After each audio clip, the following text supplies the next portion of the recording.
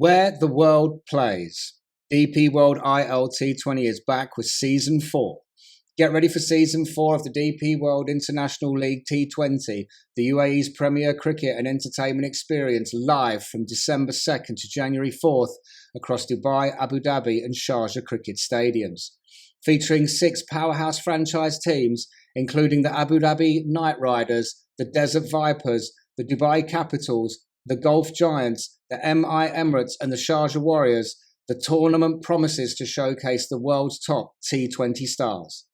Fans can enjoy enhanced matchday experiences at Dubai International Stadium, including the Sixes Lounge for premium hospitality and the Sixes Family Lounge with Santa's Grotto and festive activities.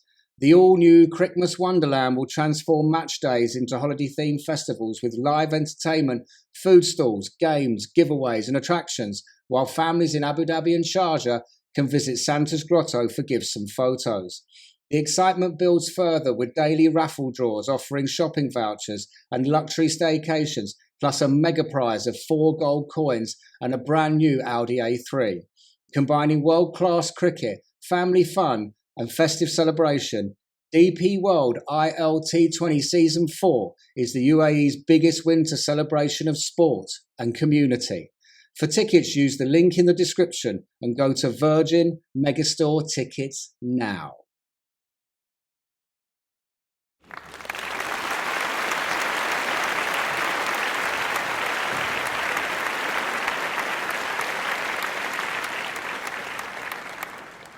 Hi, Alex.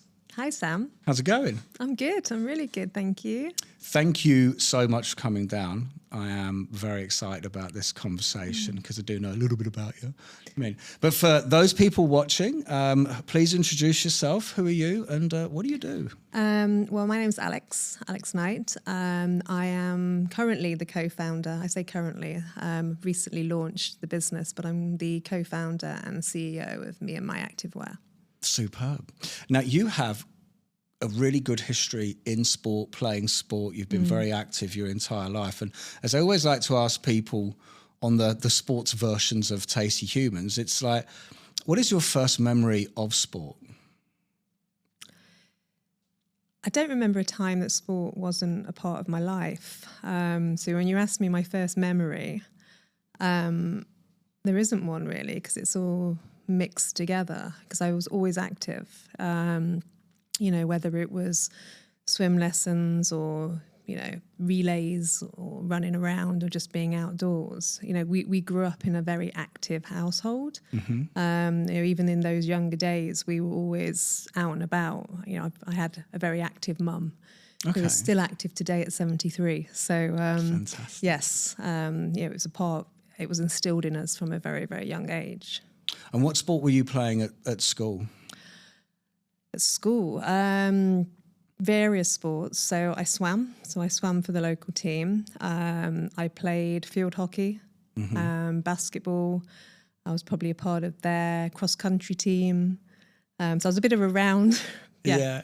Anything and everything. Everything and everything. And I was a natural. I always used to laugh and say, if I'd been born a boy, I would have, I don't know how much you can say that these days. Yeah, well, I did. Yeah, so, no, fantastic. Yeah. But so, and as I like to sort of, I do always have this thing that we're all just 13-year-old kids in big bodies, and how school and childhood shapes us and everything else. Was school something that you enjoyed? I think I did enjoy it in the junior school. So up until probably 11, 12, I loved school. The senior school, so the 11 years upwards, were pretty devastating years for me. In a sense, bullying. I'm quite a strong character, so if I don't, and I stand up for what I believe in. I think there's a lot of, for me, even at an early age, I knew what was right and what was wrong, and I wouldn't follow the crowd. So I would be the one that would just say no and wouldn't go along with it. And I think in those days, it was very much around, if you didn't go along with it, then you were pushed away kind of thing. So no, I wouldn't say, those later days, I did enjoy school much. Did you go to a mixed school? Yes. Yeah. Okay. And if you don't mind me asking, like, how did because I've had a number of people come on the podcast that talk about these experiences at school like this, and how did the bullying like manifest? Well, verbal, physical, intimidation, pushing at times, intimidation. Yeah, I mean, it was just unkind behaviour, right? I mean, it's just making you feel that you're belittling you, trying to make you feel as little as possible. Interestingly, they always picked me on their team when it came to sports, which always made me smile. And what was it you were kind of going against the grain with? What was that you didn't want to be a part of? Unkindness. So I think at the beginning, I remember when we first moved Ed, because it wasn't, for me, it was in junior school, and then the senior school combined different schools. It was a much bigger school. So I think it was fighting for kind of that leadership, not leadership, but that, when you've got the girls in this sense that were the cool girls, and they wanted to, be the leaders and be, in charge. And I think for me it was, as I said earlier, I didn't want to go along with it. And, when they were being mean to other people, I wouldn't agree with it. And it would be, for me, it's not okay. But I've stood by that the whole of my life about what's right and wrong. Ethically, I think I'm quite ethically grounded in terms of what I believe in. Where do you think that came from at such an early age? I don't know, to be honest. Yeah, I don't know. Because there's at school, as we all know, it is tough. It's a tough place to be, especially you get older and you look back at it. But we all went through it. Yeah. And there are children that try to fit in. They'll do anything to be popular. There's the bullies. Yeah. There's the people on the receiving end. There's the class clowns, and everyone's kind of playing a role to try and get through this, period that we're all in. And like I say, for you to be young and, like you say, sort of ethically minded on what's right or wrong, it's just wondering, like, do you think where that came from? No, I maybe I need to think about it, but no, I don't really. I've never really thought of it in that much depth. I just always knew that that's what triggered the bullying. It's because I didn't just follow the crowd. Did you stand up for people that were like where you saw people being bullied and you stepped in and you were like, no? Yeah, I would do. And cool. I encourage my daughters today to say no. Yeah. I think my daughter's experienced some certain issues at school. It's that end of the primary years where it starts occurring. And, I've talking to her about it. We talk about it through it a lot, and again, it's like, encouraging her to say no and stand up for when she knows something isn't right. And, she's following that now and doing that. And that's, she's met through that process. She's now met a really nice group of girls that seem to be on the same, path that she's on. And, she knows the girls that don't make her happy, and she knows the girls that do. And I think that's the learning. How do you see, like, the schooling system nowadays compared to when? Because I have two little children, right, that still believe in Santa. Do you know what I mean? Yes, they're of that age. Do you know what I mean? But I suppose only when they start to hit teenage years am I going to start actually making comparisons. So I'm just sort of... Well, Thea's 10 and Chloe's 7. So they're not older, but it's a 10-year-old that's just starting to feel it a little bit now. And it's surprising how early it does start. People are trying to find their positions, I suppose, and and the bullies start to arise and the unkind behaviour. It does. And do you? The last thing I would say, just on this particular topic, like I said, how do you see it now through your eyes? The differences, or is it just still, even though a number of years has gone by, do you just think it's all still the same? I don't think there's any difference. I think children are children. Yeah. And you'll always get a big mix. And I think there's a lot more education now in school about bullying and about what's right and what's wrong. And I think there's a lot more awareness and there's a lot more support. I think there's that. I've seen it. There's a lot more openness to talk about it and openness to deal with it and try and nip it in the bud before it gets any further. And there wasn't in my days. You know, it was kind of that. You just got on with it, right? There wasn't really any support. The more the person on the receiving end said something, the kind of worse it got, because you know, suddenly teachers and parents are involved and everyone calms down for a few days, and then they want to get you. Do you know what I mean? Yeah, for exactly. That, which is... So it's, you know, but no, I think there's definitely a lot more support in schools, a lot more awareness of it. You know, so which is a good thing. 100%. Yeah. So did you come out of school academically? You achieved your academic goals? No, I was fine academically. I mean, it was, you know, putting my head down, and, you know, as I said, sport was my life, in a sense that it was where I released. It's where I went to just be me, 100%. As I said, everybody still wanted me on the bullies wanted me on their team when it was sports, you know, and you know, it was the time that I could just really shine and be me, and it's something I was very passionate about and loved. So how did then sport and work continue once you left school? What was that pathway through the late teenage years into the 20s? So I did sports science. So I studied sports science, and I played a number of sports in my teenagers. So I actually horse rode. I competed in endurance horse riding. So I was third in Great Britain at one year for long distance horse riding. We used to 100 kilometres on a horse and, you know, race, and it's all timing. I've never heard of that. But it's massive here in the UAE. I've never heard of endurance horse riding. Honestly, that's the first time I've heard of that. Here, yeah. So it's one of the biggest sports in the UAE. Who's suffering more? Well, the horses are. I don't know. I think we are. I was going to say, because it can be very uncomfortable. 6 hours in a saddle can be very uncomfortable. Yeah. But no, it was great, and the horses. You know, it was down to the horse. So it's how you ride the horse, and the horse is down to, you know, them not being lame, and how you're riding them and their heart rates. So at the end, their heart rates are checked, and it's making sure they're not lame, and and how quickly you've ridden the race, kind of thing. And then you're graded, and then you're competing in constant races throughout the year, and then there's an overall, and then it's all graded in your age category and everything. So that was one, and then I swam, and then I did other sports, basketball, and then when I went to university, I was going to play basketball. I just didn't like the team. There was just something that I didn't like when I went to the training of the girls' team at basketball, and one of my best friends said to me, "Come and play rugby." I'd never played rugby before, and I was like, "Okay, give this one a go." So I started playing rugby at 18. Was there anything in the basketball team that sort of triggered anything from school years that just made you go, "I've seen all this"? Yeah, it wasn't welcoming. Yeah. It was kind of very cliquey. It wasn't welcoming.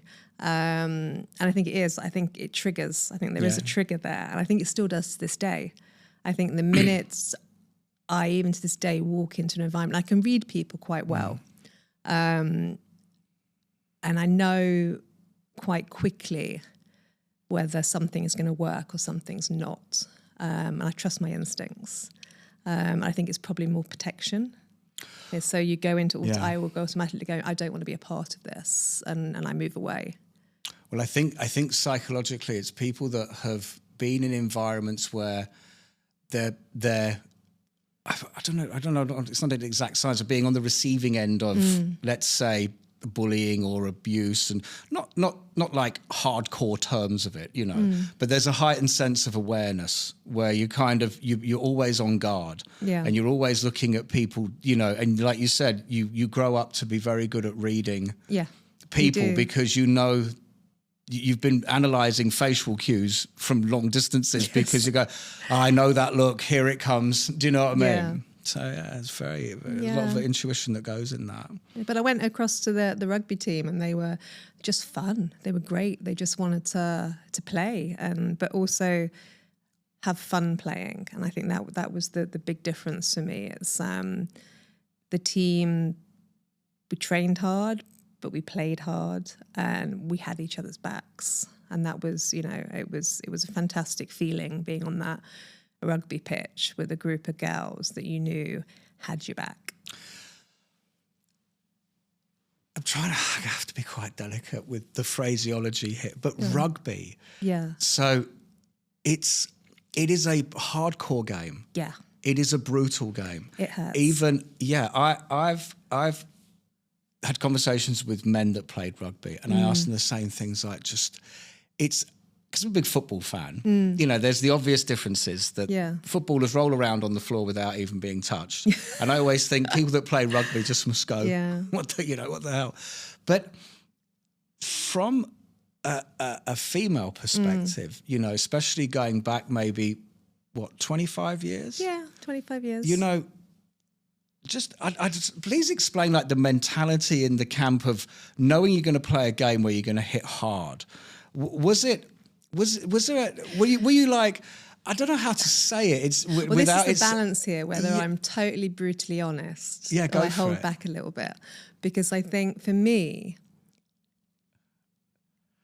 knowing I could physically tackle people and get that aggression out, probably that built up over quite a long period of time, of being able to just slam people was amazing. It was kind of that being able to tackle and to take people to the ground and actually, be in a physical sport made me feel absolutely fantastic. It was that release. It was probably that built up over all those years. I was about to say that. I was going to ask to say, and it was is that a trigger from the... It was just a release, and I loved it. And it was, you know, yes, you'd get hurt. You know, I would also get hurt. And, you know, you're tackling in a way you don't want to hurt anybody, right? But you want to win. So, you know, for me, I'm intensely competitive. Yeah. And if I do something, I do it well. If someone tells me I can't do something, I will do it. And I will do it as the best of my ability, and I will prove them wrong. Was there anyone telling you shouldn't play rugby? Like, I'm just going to say it. Was there anyone going, come on, you're a girl? Like, girls don't play rugby. Do you ever get that from any fraction? And I always remember walking into the student union to where the sports officers were and saying, okay, I'm going to sign up for rugby. And I can always remember the guy going, rugby? And I was like, yeah. And he was like, well, you need to cut your nails. And I'm like, well, okay, I can do that. That's easy. I just never have long nails again, kind of thing. And it was, that was the only real time. That was the only real time anyone was kind of looking at me going, you really want to play rugby? And I was like, yes. And the minute I picked up the ball and started to play, I loved it. It was incredible. It was that feeling. And also the guys team, we you know, through university, we had such a special relationship with the boys team as well, the men's team. I mean, we were together all the time. You know, it was whenever we were playing matches and they didn't have a match, they'd be there on the sidelines supporting us. When we used to get through to the BUSA, which is the British University Finals, they used to be on the sideline, you know, 100% with us. There's friendships still to this day, you know, that are still there. But we were just all connected and we just got on because we just had each other's backs. And it was such a great feeling. Well, initially, we played union. Yeah. And then we switched codes and started playing league. So when we started playing league, we weren't a typical rugby league team. We weren't a typical rugby team, really. So as a rugby union team, we didn't really have the pack, the weight in the pack. So when we switched to league, which is a lot quicker, you don't need the power in the pack as much as you do in union. We loved it even more. We were just, we were winning. We had the speed, we had the strength. And as a team, so I actually played loose forward, so back of the scrum. Okay. I don't know. Yeah. So in rugby league, in rugby league you play 3, 2, and 1 in the scrum. Okay. Yeah. And it's a quick ball, right? So it's like in and out. So it's not like a push scrum as you get in union. So the ball comes through and it's out. And so you could either, so the loose forward at the back would pick and either pass or pick and run. So it's it's a running, it's a fast position, it's a play position. Okay. So were you in a position that got hit a lot, or were you giving the hits? Both. I love to, both. I love to hit. Listen, it's no, but I did. But the thing about contact sport, you know, I used very long time ago. I used to box, but nothing to even shout about. Like just a hobbyist, local club, very young. But there's a thing about getting hit. It doesn't hurt until afterwards. Yeah. But there is a thing that happens to you when you take a. It's a weird sensation where like it's. I don't know. You feel quite. Is empowered the right word? You feel you'll get hit. You stand up and you're like. Yeah. Oh, but you get and you get back into it again, and then you get back involved. So you're not walking away. Yeah. So you get hit, you go down, and then you get right back up and get back in, probably to get hit again. But it's that constant, you've got that constant getting up and getting at it. Yeah, you're in it. And you're in it, and you're as a team. So again, it's teamwork, right? Yeah. So you're there supporting each other. And I always remember it was. I was vice captaining the England students team, and we travelled up to somewhere up north, Lake District. We travelled up to the Lake District, and we were playing. So England students were playing Great Britain Academy, and we were in our 15. So the Great Britain Academy were going to score. So and we'd gone down into a scrum, and I remember coming out the back of the scrum with the ball. And literally it's the adrenaline. I remember it to this day. I came out the back of the scrum and it was I literally did a full length try. So I went through everybody, their defence line, and then they couldn't catch me. And it was that adrenaline kicked in. And I scored a full length try from the back of the scrum. And it was incredible. To this day, I've never did it again, but it was incredible. And it just so happened the main Great Britain coach was there at the time. And she came to speak to me afterwards, and she was like, "We want you to come to GB training." And that was the turning point for me. That was the point where I'd gone from playing sport for fun, because I loved it and passionate, to the point that somebody had noticed me in a position that could take my sports career that one step forward. It would never be a career because we could never get paid in those days, but it was that step to being able to play in international sport. I listened to a podcast recently of the Premier League, retired Premier League footballer, and he was talking about one of his most famous goals. Right. And the way he broke it down in his head, he was like, I did this, then I turned, then I ran, I got past the defenders, then I'm in on goal, then you have to break. And from a spectator's point of view, you don't even think they're thinking. And when you were scoring that try, can you remember like what was going through your when you broke past and actually thought, I'm through. I'm through. Like I'm on. Like I'm through. Yeah. Yeah, and I remember it was a handoff. I remember it was they were coming for me to break the line, for you. And there was a handoff to push them away. Yeah. Which is illegal in rugby league. So it was a handoff. They went down, and I just kept. And it was that feeling of, are they going to catch me? And it was, my legs felt like we're going to give up, right? Because it's a full-on sprint. And when you've been playing a good 40 minutes already, and you are pounding down that pitch, it's quite an incredible feeling that you see the line and you think, I can dive now. So it's like, if I dive, they can't do anything about it, right? And it was literally a dive over. Were they on you? Could you sense them? They were. You could hear them. I mean, crikey, they were coming down like a force, right? They were. So yeah, I mean, I can remember it to this day. I can fully remember. I can remember the stadium. I can remember. Yeah, it was a great moment. I know. Look at the smile. I can see it. Like I love that. Yeah, it was a great moment. You know what? And to describe it like that, I can. That is awesome in so many ways. But so then, what happened with the GB team then? So like you said, you were playing for fun, and then suddenly. Yeah, so then I was invited to go to Great Britain Women's training. So I joined the team. So I literally was travelling from Hertfordshire, just outside London, up to the north, regularly, probably a few times a month for GB training. And then I was also then put into a team up north. So I then played for Keighley Cougars, one of the northern kind of teams. So my weekends, when I was spent a lot driving on a Friday, I'm from Nottingham, so driving up to Nottingham from Hertfordshire, staying Friday night at home, and then going up at the weekends and then driving back down, back to university on the Sunday evening.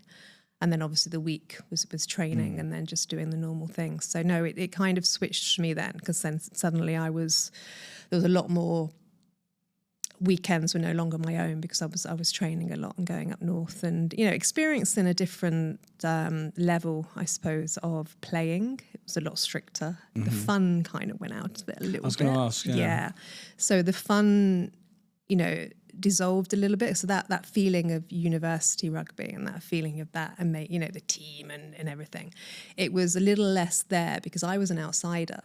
So all these were, you know, played in their teams for years. You know, you've got the Leeds Rhinos, the Cougars, you know, all these northern teams that had been there for a long, these women's teams, and they'd gone up the ranks, right? And suddenly I appeared. It's a bit of like the outsider again, that had just been selected, didn't play for any of the teams. So it was like, who's she kind of thing? You know, you can imagine it, can't you? It's like, you're not one of us. So it took a while to be accepted into that. And it was that dedication of constantly driving up there, constantly showing up, showing my face, being a part of that team, developing relationships, finding, I think, the girls within the team that I connected with. And then, you know, developing those relationships. And I think that was probably when I started to learn the importance of connection, and establishing those key, because, you know, you can have a group of people that you don't necessarily feel welcomed into, but within that group you can find certain people that you do feel connected to, right? And that's, I think, something I learned then about, it doesn't have to be everybody. So I've gone from a team that had been, everybody had each other's backs and everybody were connected. So we're very lucky with that, to a team that, you know, necessarily wasn't so accepting, but it was a finding the people that, you know, I did connect with and I did forge a relationship with, and I did, you know, feel that. Do you think that the sort of university rugby team and your ability, in your words, to slam many people after and get that all out of your system and process that, do you think that when you went up to join this team, it was cliquey, it was that similar environment, but you were different, you know? So you may have seen, like the bullying had gone full circle. You know, it's all over now because you'd got a lot of pent up. You got and kicked the shit out of a load of people for a long time, and then when you went up there, you were like, okay, it's cliquey, but I'm much better equipped for this. I needed to prove myself. Yeah. So I'd gone from being one of the best or the best at university to suddenly not being the best. So, you know, to being probably one of the worst. Right. So it was about then proving myself. You know, I can remember being in the gym with them and they would just bench pressing, you know, 50 and I'd be like 25, 30, you know, and it's that upper strength, right? Because my legs had always been strong. I'd always got the strength for my legs, but suddenly I was having to work upper body, right? And properly have a training program, a strength training program that I had to work in the gym. So even when I wasn't at GB training, I would have a strength training program to work on my own in the gym with, to build the upper body strength. Because suddenly it was, you know, we were playing teams like New Zealand and Australia. Wow. And, you know, these were not small ladies. No, they're not. In the world of rugby, when you're playing the Māori, you know, they're not messing about. The Kiwis are just, they do things with balls that I've never seen. It was like being on a rugby pitch with the Kiwis the first time blew my mind. It was like watching magicians with a ball. They were just incredible. Yeah, I mean, those two countries are, you know, with rugby. Yes, it is incredible. Yeah, the skill set of what we, you know, went onto the pitch to play against. I mean, we were good and we held our own, but when they danced with that ball, it was It's beautiful to watch. Yeah, I always say dance. You kind of, it's beautiful. I mean, they know what their technique, but they'd probably been born with the ball, right? Well, I mean, I think rugby in New Zealand, it's who they are. Yes. Do you know what I mean? Yeah. It's not. There is something so special about the All Blacks. And again, I'm not a rugby fan. No. But the All Blacks, it's where they almost have that kind of, they have that stature in this particular sport where they've almost won before the game starts. Do you know what I mean? Where it's like, but it's such achievement to beat them, right? Yeah, exactly. That's the thing. So many teams must go into it with just like, well, we're not gonna beat the All Blacks. And then they do the haka at the beginning, and you're just like, oh. Well, I had David White on here, who was the CEO of the All Blacks. And then he went on to be the CEO of the New Zealand cricket team. And he spoke about the haka, and he's done the haka himself and stuff like that. And I was like, yeah, it's unbelievable. It's one of the most wonderful things in sport where there's a couple of, I think it's Fiji as well. They have a version of it, but it's like, no one tries to develop their own. Do you know what I mean? Yeah, and when you watch them do it, it's like I would not. And when you're facing to stare it down. Yeah, and it's but again, it's that respect of watching them, and it's a part of their culture and tradition, and it's and it's just What did you think staring it down? Like, how far away were you from the haka when it was happening? Right in front of your face. Did they get, because they get quite up close and personal? Yeah, with it, no, they didn't. No, they didn't. No, they actually didn't. So, what did you think? Now. I don't know. I'm trying to remember okay, back. all right, no problem. But again, it's. I think when you watch it on TV, right? It's just, it's brilliant. Yeah. I mean, it's the way they're focusing. They're ready. They're kind of telling you they're coming to get you. And they're going to win. And the look on their face. Yeah. Determination and focus. And yeah. So it's fantastic. So we drifted. I know we did. We drifted. But that is what the whole podcast is about. Drifting is awesome. Do you know what I mean? But so then, okay. So how did your rugby sort of career then come to an end? And then as you started your sort of post-sport, So I was probably 2 years in. We did the World Cup in the UK.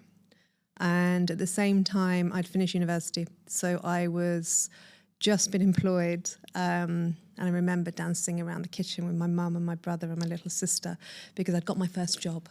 Oh, awesome. Yeah. So I was just about to head up north to go to play rugby. And I just got the call saying I'd got my first job. And being though I'd done a sports science degree, I always say this, that I again sold my soul a little bit because I went to work for Imperial Tobacco. And so bizarre. So the package was amazing. I can always remember. You can imagine, 21. And I got the call saying I'd got the job because I didn't really know what I wanted to do. I'd left uni, loved sports. It was taking up my life 100% really. So I think it was that competitive side of me. I wanted to try something different. I wanted to earn good money as well. Mm-hmm. I wanted to succeed. Yeah. I came from very much a working class family. My dad was a miner, my mum was a teacher. And I'd always fought for everything I had, so even through university I worked, so I was always, we've always, as children, when we could go to work, we did. I worked in a supermarket and, so we always earned our own money. So it was great. So I just always remember dancing around the kitchen with my mum and we were so excited because I got a company car and a company phone and a great package, and a pension. Yeah. Those times it was a full pension. So I was the last one in with the full pension at Imperial Tobacco. And it was incredible. So I went off to play rugby for 3 weeks and then came back. And in January 2020, I started with Imperial Tobacco and I was with them for 5 years. And it was an incredible journey. Hate the products, never been a smoker, will never smoke, can't bear it. But as a company, I can't fault them in terms of how they train, they develop, they pinpoint very early on people's strengths, and then invest. They invest in people, and they train them and send them on courses outside of the company for CIPD qualifications. And, they really, when they've got a talent, they make sure that talent's nurtured and given everything it needs. And I, it was probably one of the best moves I ever did in terms of the training I was provided throughout the 5 years. I mean, I was put on a fast track scheme within 2 years of being with them on their hyper management scheme. And it was from that point, the investment into me and my training was incredible. And I worked with some amazing men. Imperial Tobacco is a very heavily male-dominated company, especially at top level.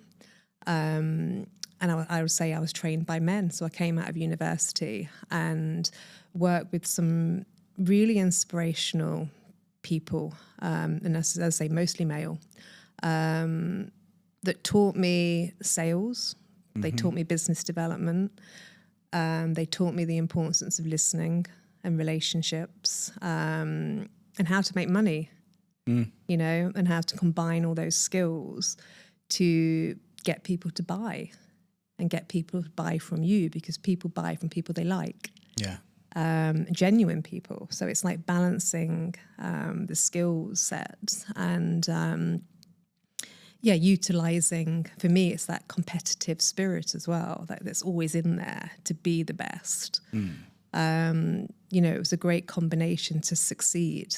And I was always heavily supported by the management team there and the senior level, and they were fantastic, and they supported my rugby career as well, which was never allowed to be public, I suppose, in that sort of way. But they allowed me the time off to play. They allowed me to travel to Australia for 5 weeks and did not take it out of my holiday. So they gave me the 5 weeks. They paid the fee because obviously we were amateur, even though we were the Great Britain women's team, we were never paid to play. So it was playing for the love of the sport and the love of what the sport we played. But it's, so they funded me to go. So they, provided the funding, the money and the support from that for me to play. So they were fantastic. And, if I was injured, they would understand and give me the time off. I remember going out to see clients one day, and I had I'd been elbowed. I can't remember, it was elbowed or something. A knee had gone into my cheekbone, and I had my whole eye and my cheek was all black. I mean, it looked like I'd cracked my cheekbone, to be honest. It was just out here. And I had to go into work because I had meetings with clients. And I can remember walking in, and it was just this look of, okay. And I was like, oh, rugby. And again, they're kind of looking at me because they didn't know I played rugby. Yeah. And they were looking at me saying, okay, that's an interesting excuse. And I could see they didn't believe me. I was going to try Totally to did not formulate believe a me. question. Like, were you married at the time? Are you married now? Boyfriends or something? A partner, long-term partner at the time. So it was this kind of like looking at me going, and it just so happened one of my senior management came in with me, and he was like, no, she really does play rugby. And they were like, really? And then it was a whole different conversation, right? Yeah. And I was like, oh, if I didn't have I had trousers on. If I didn't have trousers on, you'd see all the other bruises, because I used to be covered some days. I mean, I bruised quite easily, so I used to carry some. How really was your heavy partner medicine. when you went out together? Was it like Oh, he was great. I mean, he loved it. Yeah. Thinking, no, do you know, no, plays rugby. Do you know what I mean?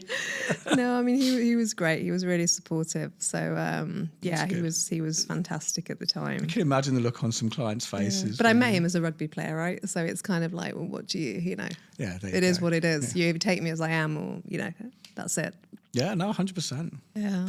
So how then where did your current business start? Like, because you've created now sustainable active wear. Where did, because again, we've gone rugby, sports and everything, cigarettes. Do you know then I went to Heineken. And then, perfect. Okay, so there then I went we went into alcohol. Cigarettes, booze, and then I did a U-turn back into sports. So about 16 years ago, I went up to Abu Dhabi. So I was in Dubai for 9 years.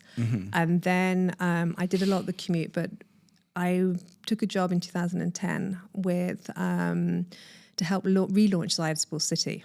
Okay. So the government had given Zayed Sports City to Mubadala because they wanted to develop it the way Sheikh Zayed had wanted it to be developed. And at that time, it was nobody dared to go in there. It felt like a government entity that wasn't accessible.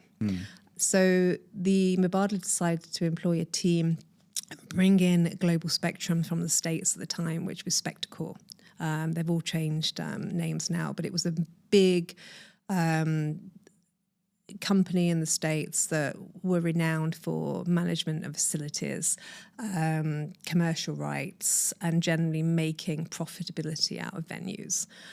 So we were then employed by them and Mubadala to come in. So there was a select team initially that came in to take over Zayed Sports City. So for me, I was there to bring in new business, commercial rights, and generally generate income into Zayed Sports City that wasn't through facilities. So there wasn't people coming to pay to play. So I was bringing in the investors really when it came to, the sponsors, the commercial rights, any like new business. We were setting up concepts of team building. I used to work with a lot of companies to do with creating sports programs, which I used to love, obviously, because it's. So I developed Mubadala Tennis in Schools, which was a grassroots program with Mubadala that brought tennis into the public schools. So very much around the public, where they weren't at that time exposed to regular sporting activities. So we created a program that trained the teachers how to teach tennis, mini tennis, and then we'd put all the equipment into the schools. And then we would create a program where the children were going through a regular tennis program at school. And then we'd keep investing back in the teachers, because what was key is that the teachers had the skill set to actually coach and develop tennis correctly. Tennis is a great game. So that was fantastic. So we created those programs and developed those over years. And it was an award-winning program. It won awards many years in a row.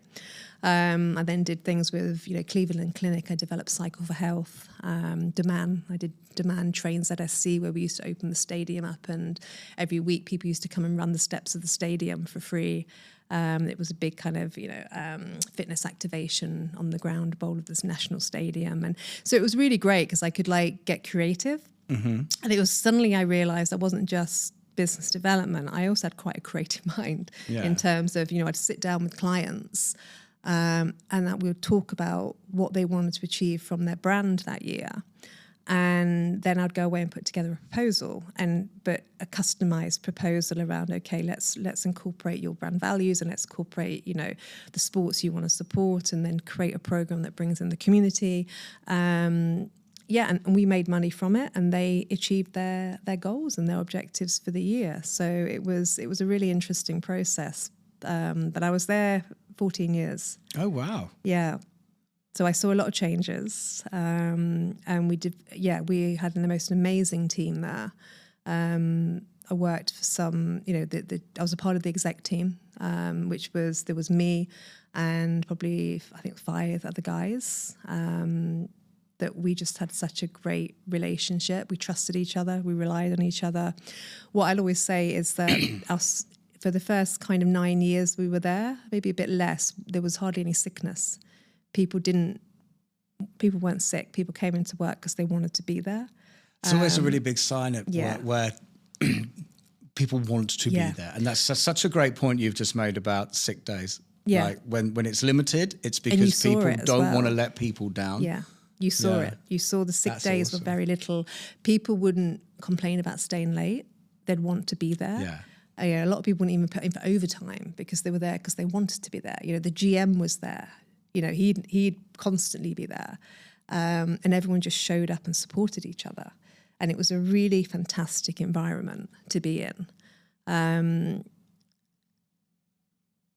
then things started to shift a little bit. There was a few management changes, and the environment changed slightly to the point that I felt I couldn't do the job that I was employed to do anymore. So for me, then I knew it was time to go and to leave. There was a lot of people leaving at the time. And for me, it was figuring out what I wanted to do.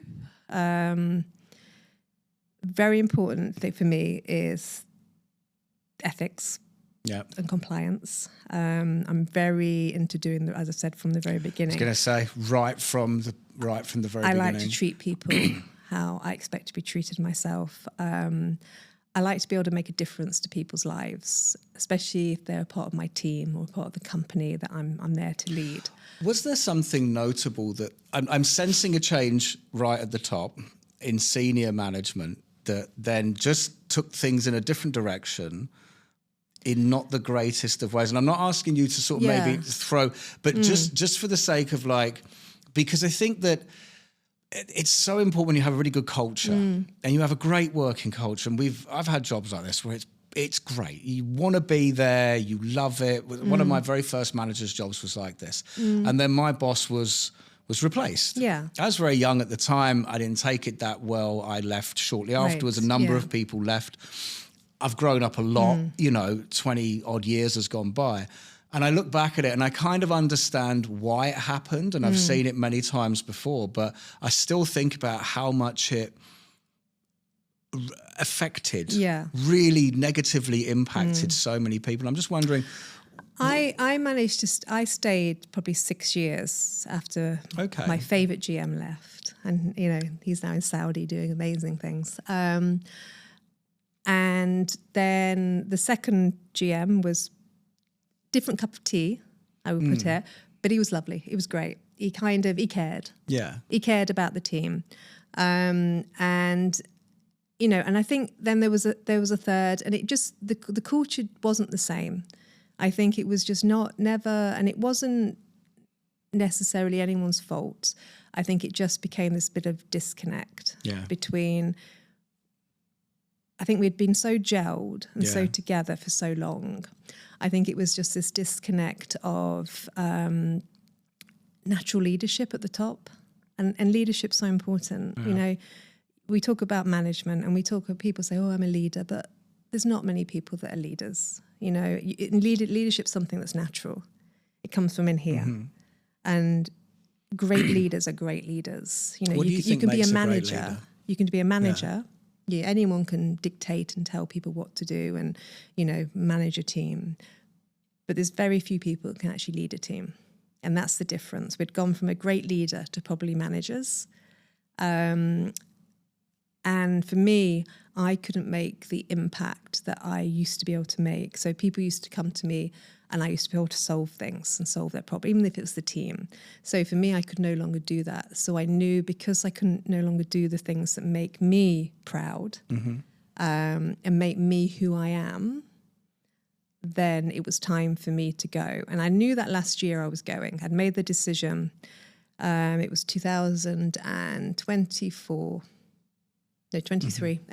23. I decided that was the year I was going. And it was just making the decision of when. And that was when I started to work on the business plan for Me My Activewear.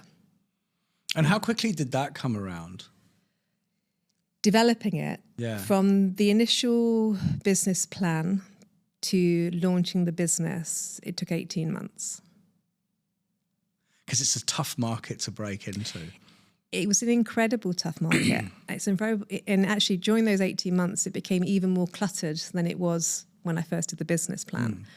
What makes us unique, and still at the moment makes us unique, is we are designed here. So everything is custom designed. Everything is made out of Italy with Italian sustainable fabrics.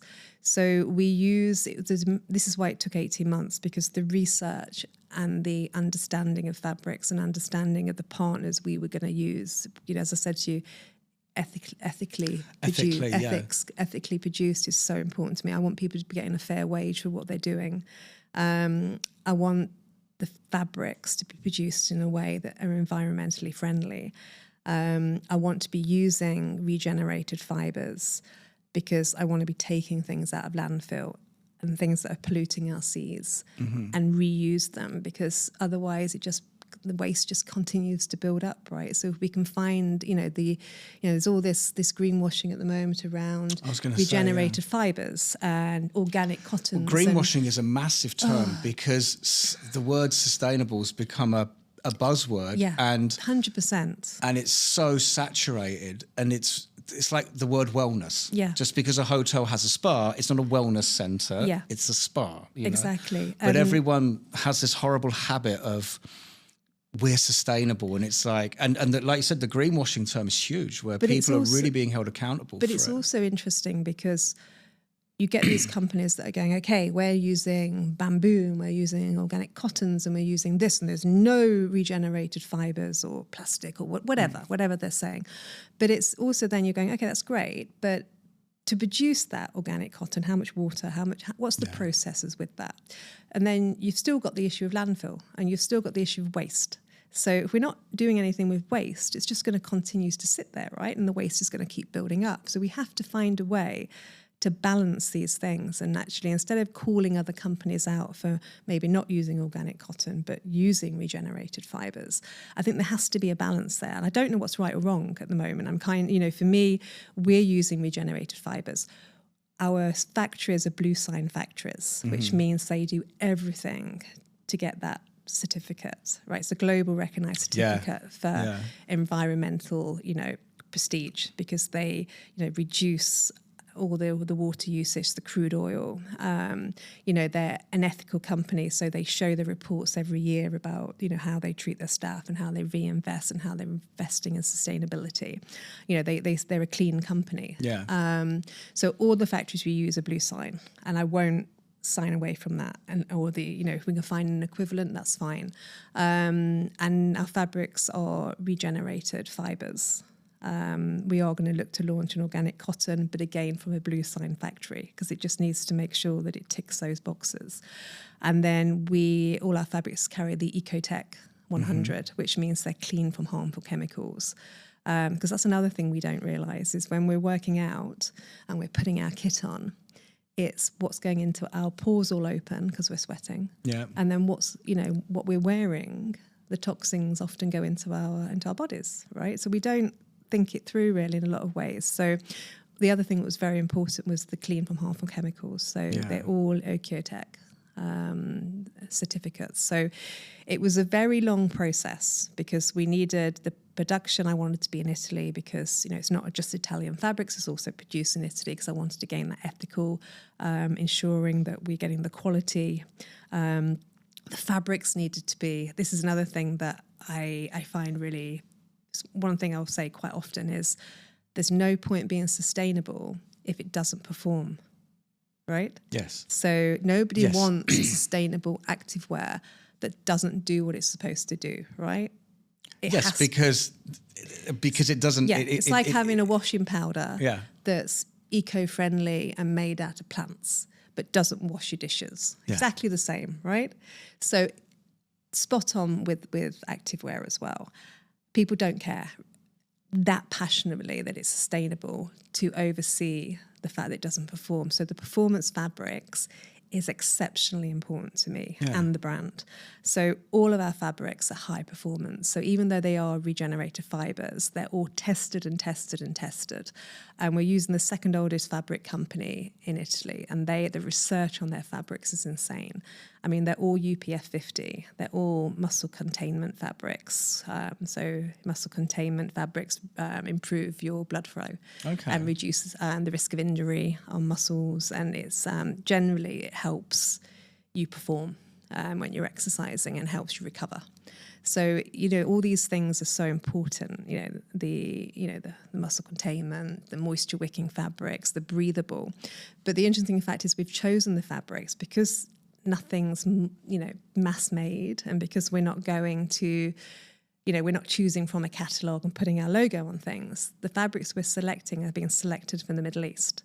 So they're really lightweight and breathable fabrics. So in the heat of the summer, you just feel like you've got a second skin on, but they're performing. Yeah. And that's the difference. You know, you couldn't wear our T-shirts in winter in the UK because you'd be freezing. Yeah. But my mum was saying this morning is that in the summer when it was hot in the UK, she was loving being in our T-shirts because they're so lightweight and breathable.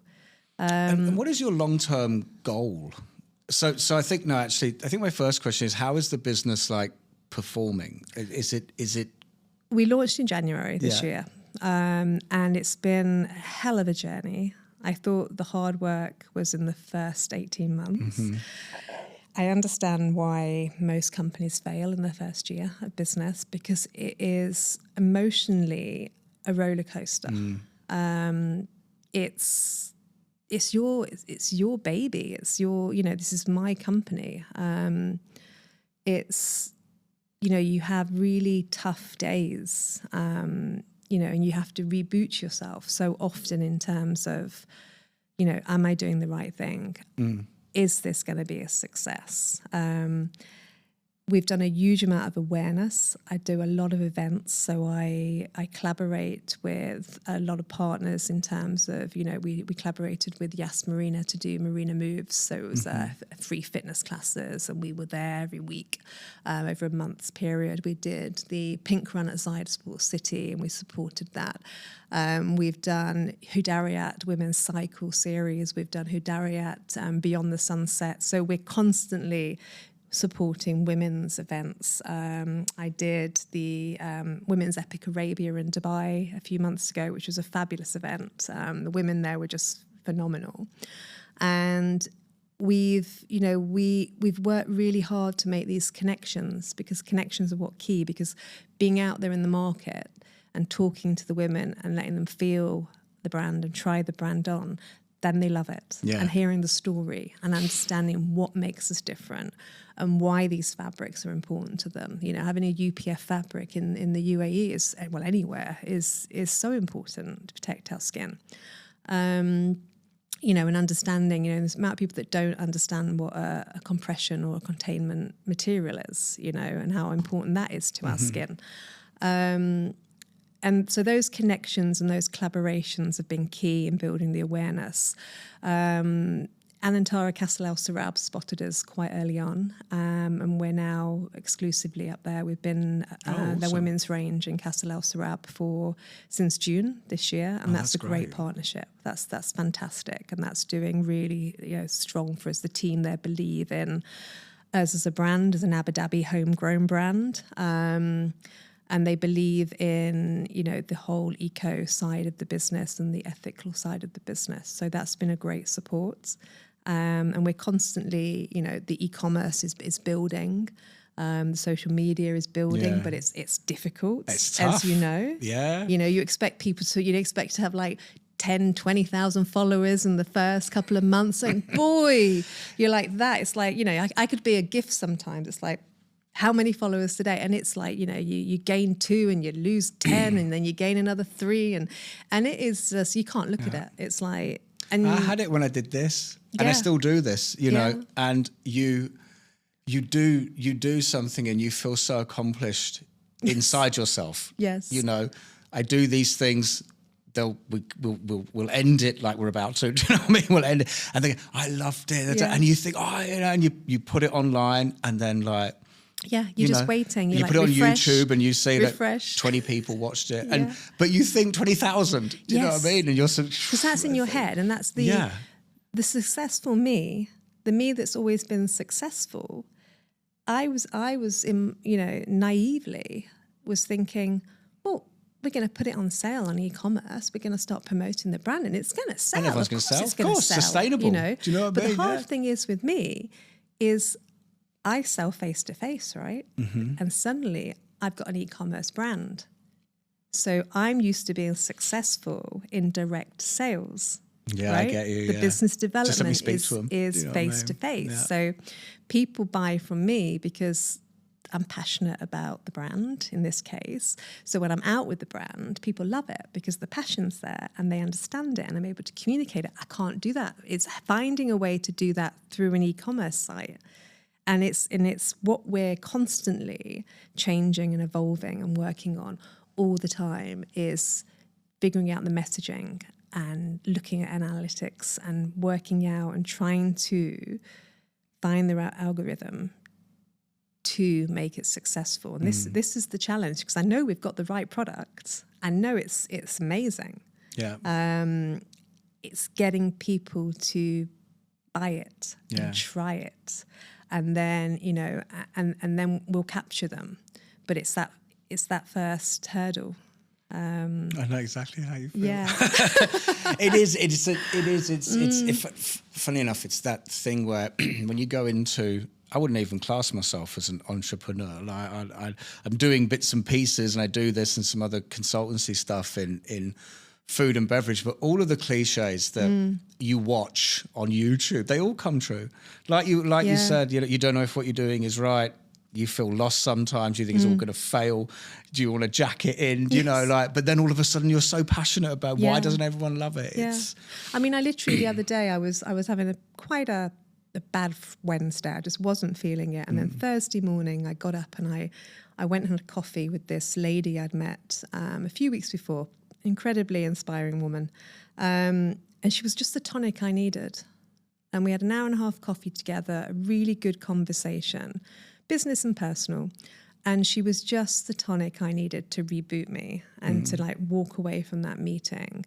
And we'll reconnect again, and we're already talking about other things. But it was, and I think conversation is so important. I think having the right people around you, and it might not be the people in your business, it might be the people that, I've met some incredible women this year that I never would have met wouldn't have met them if I hadn't been on this journey. Women that are entrepreneurs, that have set businesses up, that network and come together at certain events in Abu Dhabi and Dubai. There's different groups, and there's some that are more fulfilling than others. But there's some incredible women and men out there that have come together for support, and they support and they help, and we collaborate and share ideas. And it's been incredibly insightful. Because I don't think you necessarily get that in the corporate world. Oh, I wish we had another half an hour, but we don't, right? But I do want to ask, I think my my second to last question is, where do you think you have learned more about yourself? Professional sport or starting your own business? It's quiet. I think professional sports was the basis of who I am today, but sport in general. So I wouldn't say I learned more in either, but I think the sport was the foundation and always has been what's key in my life to who I am today. So the competitive side, the leadership side, the teamwork, the being so driven, taking failure and taking it or losing, but coming back to win. Learning from mistakes, the strategy side. I think that translates into sport. And sport, those tactics and what we did at rugby, or what we did when I played basketball, or even at swimming gala when I was really little, or horse riding, ensuring that the heart rate of the horse was low and we slowed down towards the end. It's all tactics. It's all strategy. But you don't realise as a child when you're playing sport that you're learning the skill set for what's going to set you up in life. Normally my final question is, if there's one thing you want to say to summarise, kind of, I think you've just said it. Thank you. So this has been really, really cool. Like, we met each other, we did. 10 minutes before we started recording, and I've had a fascinating time listening to you, especially the whole journey is really, really cool to hear, and definitely the rugby stuff. I'll never forget that. Do you think you got your soul back? Since when? Well, like you said, you sold your soul to the devil. So do you think you got your? So do you think you got your soul back? I think you got your soul back. I definitely did. Yeah, definitely. Well, look, Alex, I've had a wonderful time. Thank you for coming down. I wish you all the best. I really do. And we'll be keeping our eyes out for your brand. I appreciate it. Thanks 100%. For your time. And thanks for having me here. No problem. Cheers.